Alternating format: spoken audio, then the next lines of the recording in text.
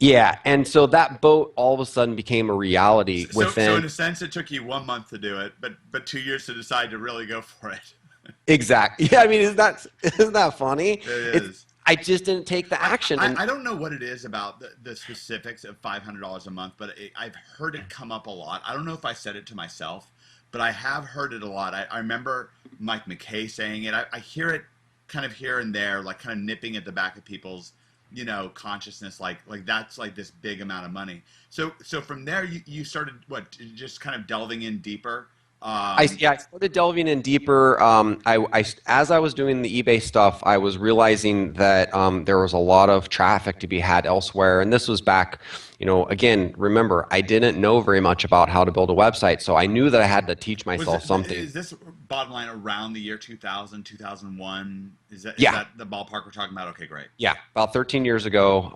And I remember sitting, I shouldn't even say this because I kind of make fun of myself, but I was sitting at the computer and I wanted to draw this design and it took me 2 days to draw a circle in this art program. Wow. And I was sitting there, but I was like so determined to like succeed that I didn't care how long it took. I just knew Yeah. that I had to do it and I had to get through the pain. And I don't remember who it was that told me that the success is really only that 1%, that willingness to go 1% beyond the success of someone else. And Right. that's like you just need that extra. So I just had these Yeah, kind of like, that's the fundamental of free market economy, by the way. I mean, yeah, it really exactly. is. It's just saying like, how can I add more value? Like fundamentally at the end of the day, how can I add more value? Exactly. Hmm. So Okay. from the $500 though, what I think was really important that I've kind of leveraged as a foundation, and I learned from that first experiences is one of the things I learned was by wanting to have $500, I soon realized that my next goal was I wanted $10,000. That I don't, and then again, You just people made that talk that straight one-on-one leap. straight one-on-one from 500. My next goal was 10,000 a month. I Like love I that. just jumped from that because I figured out quickly that depending on what I was choosing to focus my time on, depending on the product or the service or whatever, I could put in the same amount of work but get a way bigger return. Right. So it's really, kind of boils And down. again, you're looking to work. I want to kind of highlight this. Adam's always looking to work. You're not looking to not work. You're not Mm, looking to fully automate. You're looking to semi-automate. You know, exactly. like you're trying to put the same amount of work in and get a bigger return on it, Oh, which is so different than being frustrated that it's not already done, right? Like it's so different than being totally like, different. yeah, like where's my $1 million paycheck for doing nothing, right? Like that's not ever what you're going for, and it's not ever what I'm going for, or Greg's going for, or David Mills. We're never, ever, ever going for that.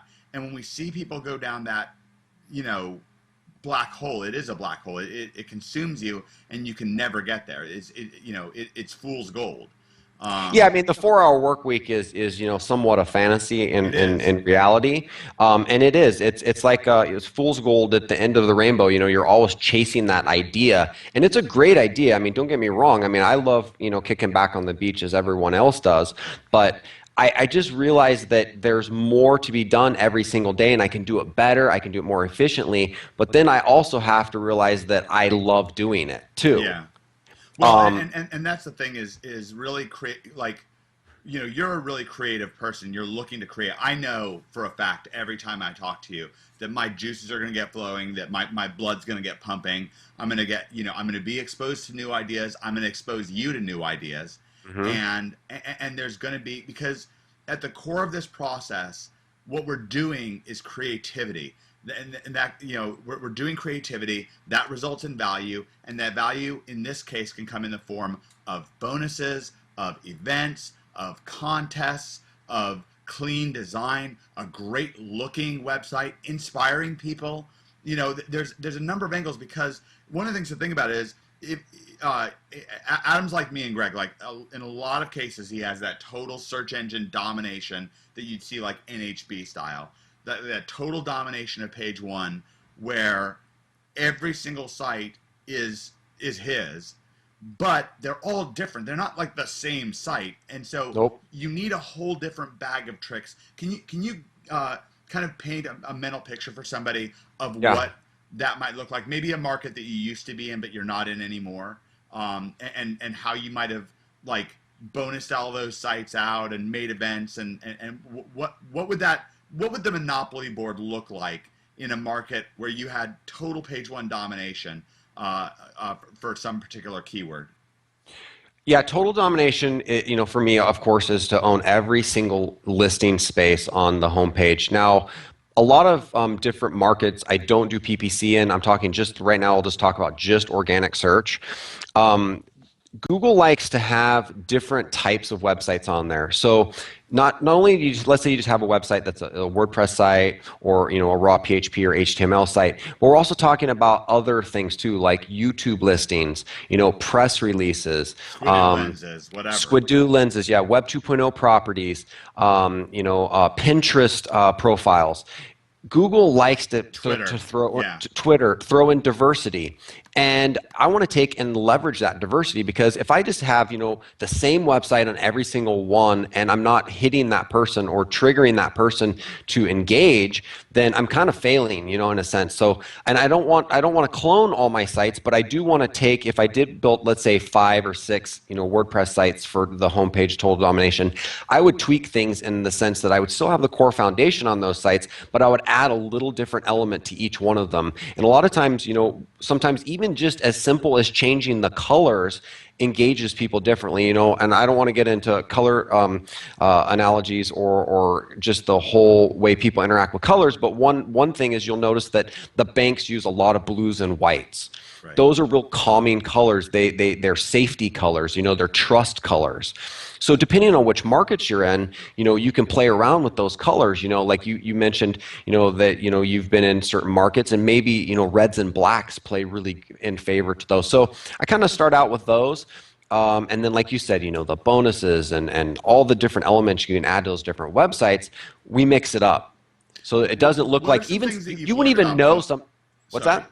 sorry, I didn't mean to cut you off at all. Well, I was Go going to ahead. say, if you came to a site or a page that was a keyword that we were doing total domination, you wouldn't even know that all those sites were mine. Yeah, and I You think that could not figure it all out. It's that, like go ahead. they're different. It looks like different things, and we'll attack different things. Like one example is we're promoting a product right now that's got a lot of traffic, but we noticed that one of the top industry leaders that have one of their products, there was a flaw in one of their new products that they launched, and we actually had it in the office here, and we were looking at it, and we noticed there was actually a flaw.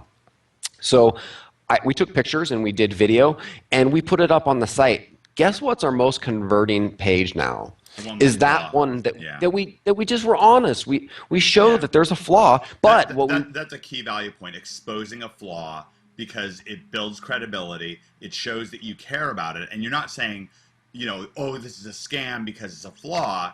You're saying, I'm seeing both sides of things. yeah, you're truly adding that value because if you're a consumer and you got a product, I mean, I don't care what product it is, it's nice to know that, it maybe has limitations, Yeah. because we don't know what people are going to be using these products for sometimes. So what we did though with that flaw is then we took that page and we sent it in to the actual manufacturer and we said, hey, we made this blog post about you guys. I just want to let you know so you guys know. And they said, you know what? We're really glad that you brought this up because we've had a few comments about that and we're actually now, our engineers are fixing it. So as soon as it's fixed, we're going to send you out some free products so you guys can reevaluate it. That's And awesome. right now we're in the holding pattern and as soon as they get their new products, then we'll update the page. And that's another thing that I really would like to touch on if we have time Please. is frequency of updating things. Don't just make something, if like that page with the flaw, don't just make that and just leave it as something that's stagnant. Go back and add more value to that page over time. It doesn't have to be every day, but revisit that maybe a month later. The things might have changed, add more content to it, add a unique image to it, add a new video to it, and refresh that and bring it, new life because you've already done the work. You've done the initial work. Just give it a little more life. It's like I'm really into fashion and I'm really into sneakers. I'm addicted. And Y3s and stuff like that. Oh, I got it all. Yeah. And I even Yeah, have a friend that owns a sneaker company and I that's get cool. custom sneakers. That's But awesome. I can refresh my certain outfits that I have. You know, let's say I have a jeans and t-shirt with, you know, putting on a new pair of high tops, let's say. Right. Same thing with the website. I can refresh a website, but just adding a little bit extra content. Yeah, yeah. Adding a blog post, adding a new YouTube video, getting that video ranked for various keywords. Can you talk to me uh, about bonuses? What are some of the insights that you have about bonuses that you've acquired over the years? So the thing with bonuses is people nowadays, our attention span is really low. There's so much things, you know, coming at us, and people already are looking for a lot of these products. But these bonuses have become almost industry standard, especially in the internet marketing space. But that bonus system can also be used in other markets where it's not being applied to right now. So it's kind of fun to play around with these bonuses.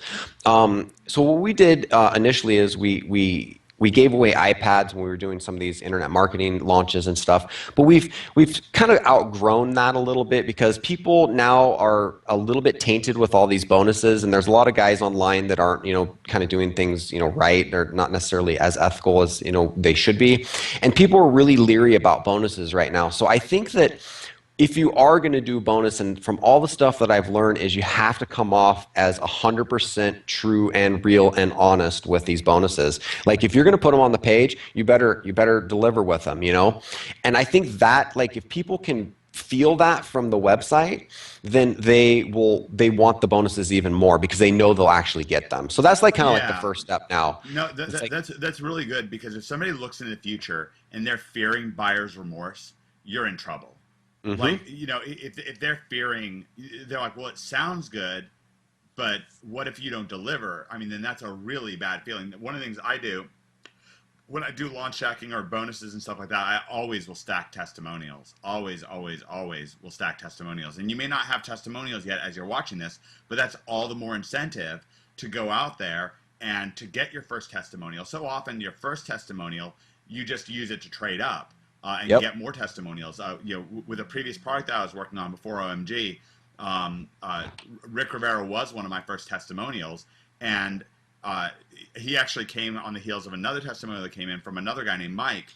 And you know, Rick got inspired by Mike, and then Rick gave me a testimonial. And next thing I knew, I met Adam, and that's when things really started picking up steam. Yeah, and of course that's fully carried over into OMG. So keep testimonials in mind. Keep trust factors in mind. Look how clean and good looking this website is. Is this bonusgarage.com? Is this Thesis? Is this a Thesis 1.0 It site? is, yeah. That's an old thesis site, yeah, definitely. Yeah. One of So the things, go when you ahead. just triggered a memory in my head, and one of the things, this is actually a hot tip. One of the things we're doing with bonuses is give away the bonuses that you know you feel like you have available to you, but sometimes we'll even make the bonuses better than the actual product itself. So yeah, people are buying the product, but they are actually now even more inspired because we're giving away amazing bonuses. So that's like almost in a sense, like, you know, you're one upping the product, you know, Yeah, not in a bad way. we're actually doing this. It's funny you mentioned that. We're doing this right now on Eben Pagan's Accelerate launch. We're giving away something that I personally think is more valuable than Accelerate, which I think Accelerate has tremendous value. Yeah. But we're giving away what we call a BIB website, which is a business in a box website where, you know, it's total OMG Greg style stacked website that's just, you know, ranks for bunches of keywords and has super powerful black ops links that we actually tell people in the bonus that if we were to tell you what links this site's getting and how we're getting them, like let's say we had a sales letter for that and we explained what Hmm. we were actually doing, then we would Hmm. have to charge you $10,000 to look at the sales letter, not to Sure. not to get the links, but just to look at the sales letter, because it's that. And in this situation, I think Adam actually knows what kind of links I'm talking about, because he's actually basically the only person in the world besides Greg who knows exactly what I'm talking about. Yeah. But that kind of thing where you really dig in and you have passion about it, and then of course, you know, with the BIB we have kind of training for conversion and stuff like that because it's like a business in a box. But yeah, you have to have that kind of and it's funny, like me talking to Adam about this makes me want to jump on that site and work on it. And I hope that as you're watching this, you're picking up on this kind of infectious enthusiasm. Adam and I are really similar when it comes to the way that we see marketing. We see it as this value-based thing where the building blocks we're working with are like bonuses, events, list building, blasting to that list, something exciting, contests, the look and the feel of the website, that it looks great, trust factors, just these things that also variance, domination, hitting it from different angles where we're clogging up so many slots on page one that everywhere you look, there we are. And that clogging up all the slots you're talking about, what that also does is if you see, let's say that somebody can see 3 or 4 spots and they definitively know that it's the same product, let's say, that you're promoting, and that maybe even has like related stuff. They will even know, if they do know all those sites are interconnected, then they'll build trust, because it's like, these must be the authority guys in this space, because it's in the number 1 spot, it's in the number 2 spot, it's in the number 3 spot, it's everywhere. You're hitting them from all angles. That also builds trust too, because it's just like if you had 10 people that when you're in high school, and I love this because it's a really great analogy. If you're brand new at a high school and you knew no one, and the most 10 popular kids at school told all the other kids that you were super cool, do you think that everybody else would initially think that you're super cool? Yeah, absolutely. Of course, because it's like you're having it come from someone else. So I kind of use the total domination strategy also as a trust and an authoritative way to build authority. You're hitting on something here that I think is really critical, and this is a key. I want you to see, as you're watching this interview, the underlying premise of what Adam and I are talking about. The premise is that it's not a sure thing that someone's going to make that purchase. Okay, we're not just going to be here's what we're not saying, and this is an understandable premise, but it's not true. But a lot of people think about it. This is kind of a static premise. They think maybe 100 people are going to come to Google and buy this product, and they may as well buy from me. That's an understandable premise, and it turns out to be false and poisonous. Okay, what turns out to be true is that there's 1,000 people searching. Some number of those people may buy, and in many cases, it's in your hands, because they hit your website, to be, whether you push them over the edge, inspire them, help them see the value of this proposition, help them consume the proposition. In many cases, you're the one that's bridging the gap. And so instead of it being a static 100 sales that are be making and you're getting your piece of the pie, you're literally making the pie bigger and then taking your slice of the bigger pie. I love it. Well, yeah, exactly. So now, can you talk to me about list building? Yeah, before I do list building, I want to touch on one quick thing that I didn't finish up on the hot tip on the testimonials. Yeah. One thing that I think is a really cool trick that we're doing right now is when we add and stack that extra value for the bonus, and if they truly get an amazing bonus, they're going to really trust you. And then what we do is when you actually send out those bonuses, what we're doing now is we're sending out something, and we do it differently for different products, but we're sending out a little message or a little card, a color card, and we're basically saying, here's your bonuses. I hope you guys really enjoy these, and this, adds value to whatever, you're interested in.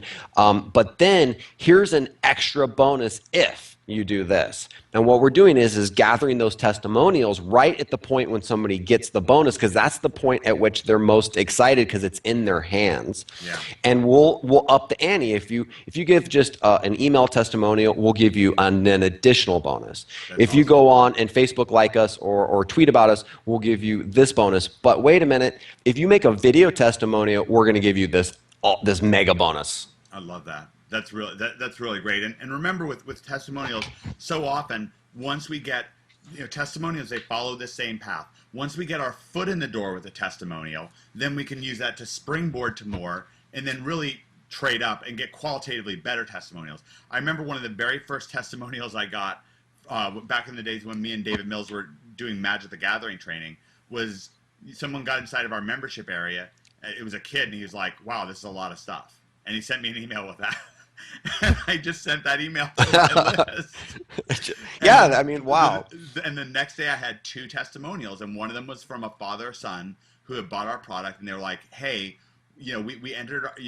Neither of us has ever won a match of Magic, and we entered in a little 8-man tournament. We used your system, and we met in the final. So it may sound like a dramatic result. It's not. It's a very modest success, but at the time, weirdly enough, that rocketed us up to where we were getting like literally like, I mean, at this point I have one testimonial from a guy who won like what amounts to a Magic World Championship.